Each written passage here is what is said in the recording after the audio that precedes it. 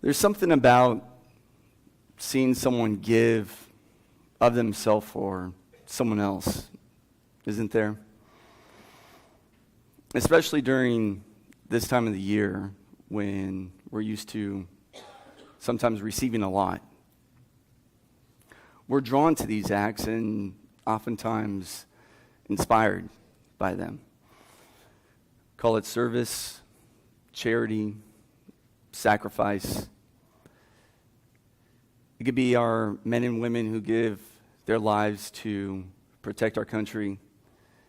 It could be men and women who protect us locally. It could be as simple as watching someone pay for someone else's groceries, or even assisting with someone with a broken down car on the side of the road. We're inspired by these things.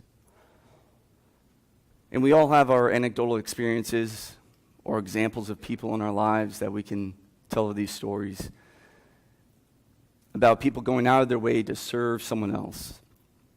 Maybe it's something we've even done for someone else. For me, when I start thinking about this topic, I'm reminded of the family I grew up with playing soccer. We didn't stay, close friends over a number of years, but this wasn't recent. This was a handful of years ago. But my mom reached out to me and said that one of the younger daughters in the family had unfortunately passed away.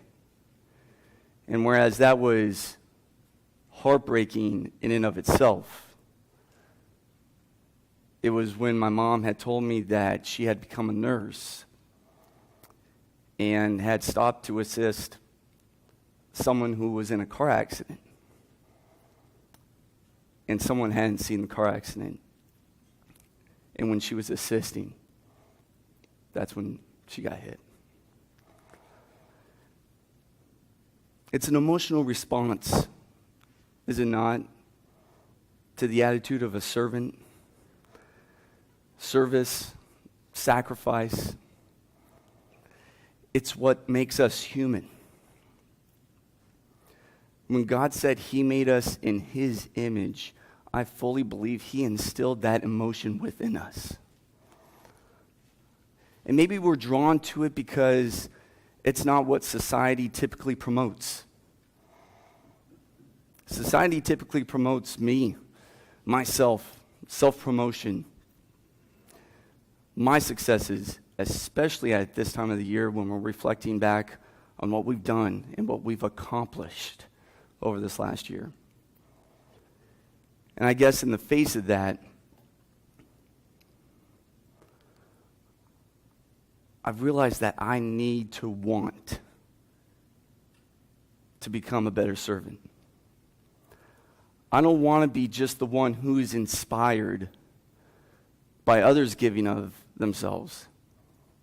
I want to be able to do it. I don't want to be on the sideline saying, hey, I want to be like that. I want to be in the field doing it. And it's not for any other reason other than the fact that He has asked me to do so. More than that, we have been created in Him for this purpose. Paul says in his letter to the Ephesians, for we are His workmanship, created in Christ Jesus for good works, which God prepared beforehand so that we would, what?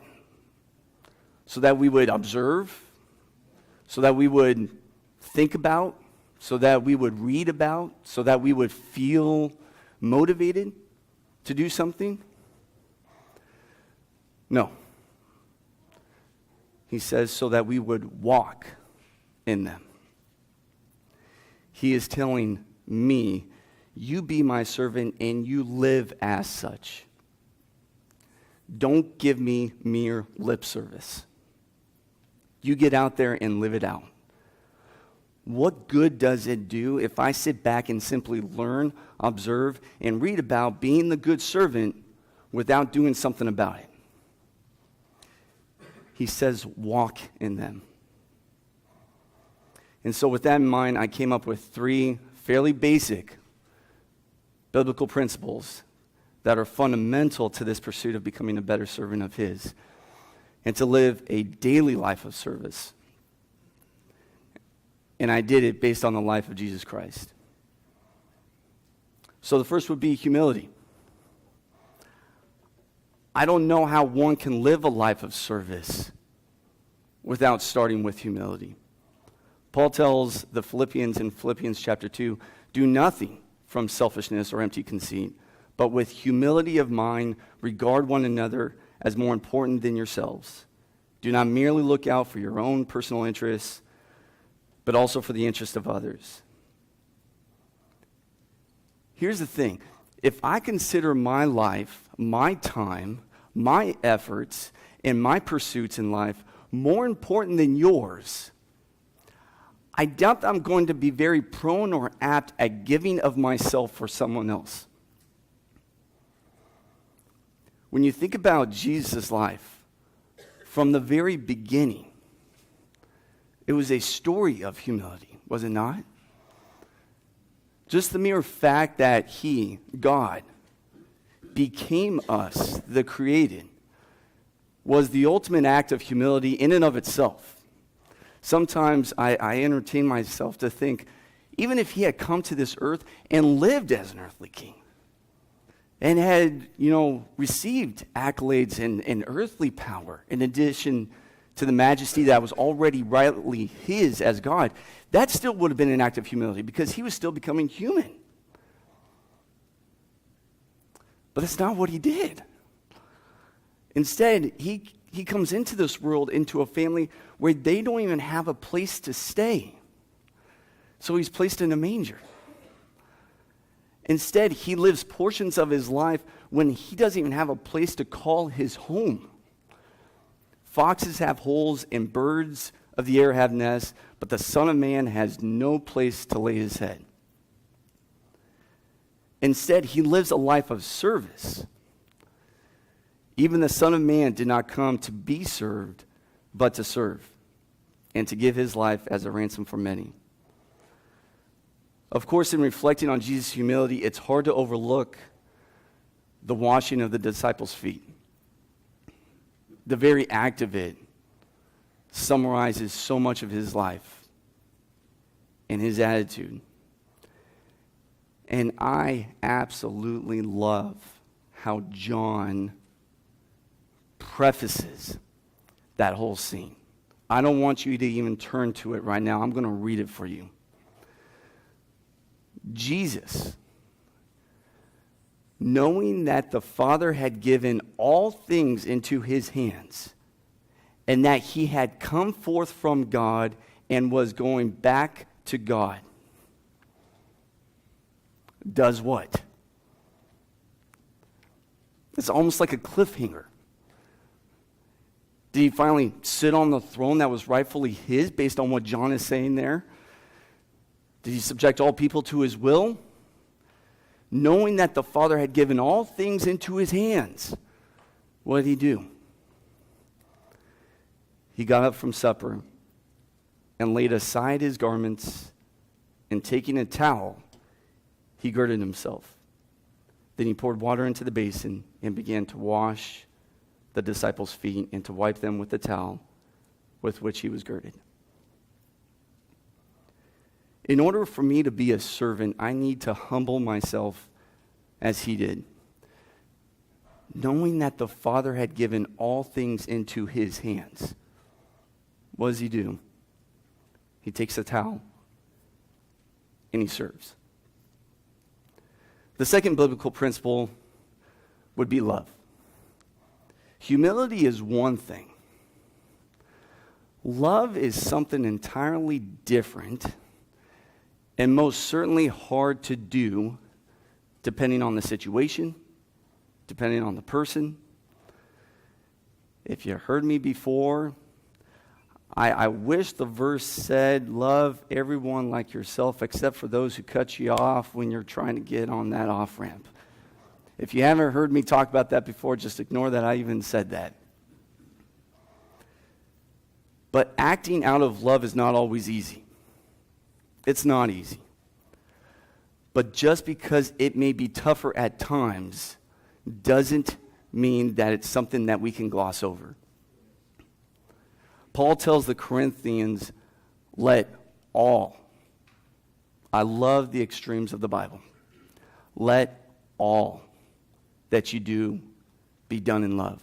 Not sometimes, not when it's convenient, not when you agree with the other person's politics, all. Jesus' story is a love story for us. God so loved the world that he gave his only begotten Son. You notice that the verse does not read, and with a sense of obligation, he sent his Son. Or, and in holding to his promises that he had made through the prophets, he went ahead with it. No. So loved the world. Jesus came into this world with one basic primary driving force, and that was love. It was the driving force for everything he did, including his ultimate sacrifice. And there are multiple scenes and instances throughout the gospel that I can pick and choose from that demonstrate that love for us. That genuine love and concern for mankind. I picked a couple, and one of these times was in Matthew's gospel in chapter 9 when Jesus is traveling through cities. And Matthew writes, Jesus was going through all the cities and villages, teaching in their synagogues and proclaiming the gospel of the kingdom, and healing every kind of disease and every kind of sickness. And seeing the people, he felt compassion for them, because they were distressed and dispirited like sheep without a shepherd. Then he said to his disciples, the harvest is plentiful, but the workers are few. Therefore beseech the Lord of the harvest to send out workers into his harvest. Matthew tells us that Jesus cared deeply about the people he was with. And he uses this term multiple times throughout the gospel to describe Jesus' feelings for others. It was a compassion that he had. It is the same feeling that motivates him to feed the 4,000 in Matthew 15. Matthew writes, now Jesus called his disciples to him and said, I feel compassion for the people because they have remained with me now for 3 days and have nothing to eat. And I do not want to send them away hungry, for they might faint on the way. Here's the point. If I want to become a servant of his and therefore be more like him, I need to be having that same love, that same compassion for others, even when it's difficult. And if there was ever a moment when he demonstrated that most, in my opinion, it's when he's being mocked and tortured and killed on the cross, when he could have called the legions of angels to come down and annihilate every single one of them. And instead he says, Father, forgive them. They have no idea what they're doing right now. There's no greater love than his example. And the third biblical principle that I need to acknowledge in becoming a better servant of his is sacrifice. Pursuing a life of a servant is going to require sacrifice. It's inherent. I don't think you can separate the two. I don't think you can become a servant without sacrifice. It reminds me of James when he's talking about faith and works. You can't have separate. If you have faith, the works are a byproduct of the faith. Similarly, if I humble myself and love others as he loved them, I am naturally going to be willing to sacrifice whatever it may be or whatever it may take. Time, effort, money, whatever it is that he is asking of me. And you may even view this as the actual action item of being his servant. And this is obviously not my own idea or revelation. It's what he has told us to do. Jesus said in John chapter 12, if anyone serves me, he must follow me, and where I am, there my servant will be also. If anyone serves me, the Father will honor him. So what is he telling the people? If you want to be my servant, you do as I do.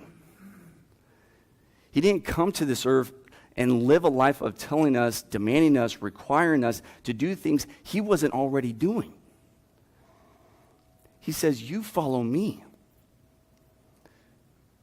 If anyone wants to come after me, he must deny himself, take up his cross, and follow me. Becoming his servant is going to require sacrifice. It's going to require us to deny ourselves and to follow him. It was challenging trying to put together this sermon and speak on Jesus' humility and his love without mentioning his ultimate sacrifice. If we're discussing his humility, we can go back to the passage in Philippians in chapter 2 where Paul says, and being found in appearance as a man, he humbled himself by becoming obedient to the point of death, even to death on the cross. And if we're discussing his love, Paul says in his letter to the Romans, but God demonstrates his own love towards us in that while we were still sinners, Christ died for us. Again, it's a natural byproduct of what he was doing for us. He is the epitome of what sacrifice is.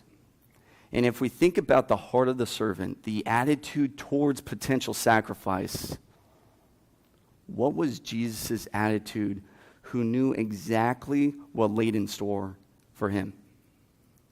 Resentment? Frustration? Anger?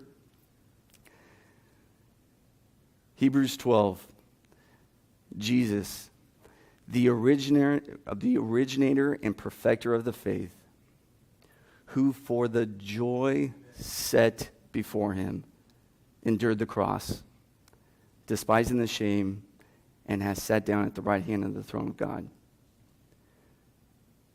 He would have been justified to have resentment, to have anger, to have any other description of that emotion towards what he was asked to do, to give his perfect life for the created who are not even worthy of the mere thought of a Savior. For the joy. If it was joy for him, knowing what his sacrifice was going to demand, then what should my attitude be towards his request to pick up my cross and follow him? I'm not even going to answer that question.